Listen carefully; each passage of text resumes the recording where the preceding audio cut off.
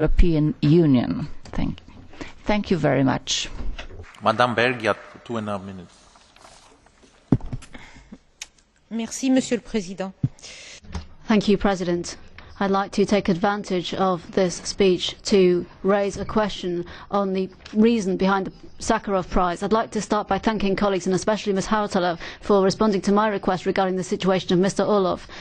In fact, Mr. Orlov is one of the 3 people behind Memorial, the association that we gave the Sakharov Prize to last year. In awarding that prize, we were rewarding the commitment of those who still dare to speak out about the situation in Chechnya. It was a symbol, and it was a few months after the assassination of Ms. Estemirova. And this was something that Mr. Orlov spoke out strongly against. We know that the Chechen president was pursuing Mr. Orlov out of hatred, and that he had lodged a complaint against him. In January 2010, Mr. Orlov was condemned, as was Memorial, and we didn't say anything. On the 6th of July, Mr. Orlov once again was found guilty, and he's now facing 3 years prison.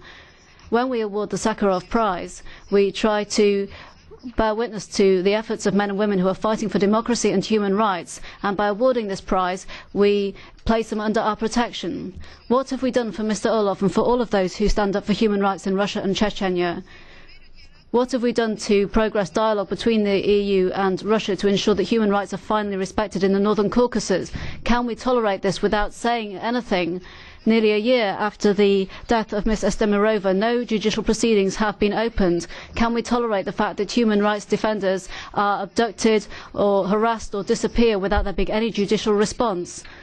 I would like to ask what the point of our actions is. Plenary after plenary, we denounce violations of human rights, but this does not prevent the Commission from pursuing dialogues which are supposedly constructive and telling us that things progress, but they are not progressing when it comes to human rights and justice.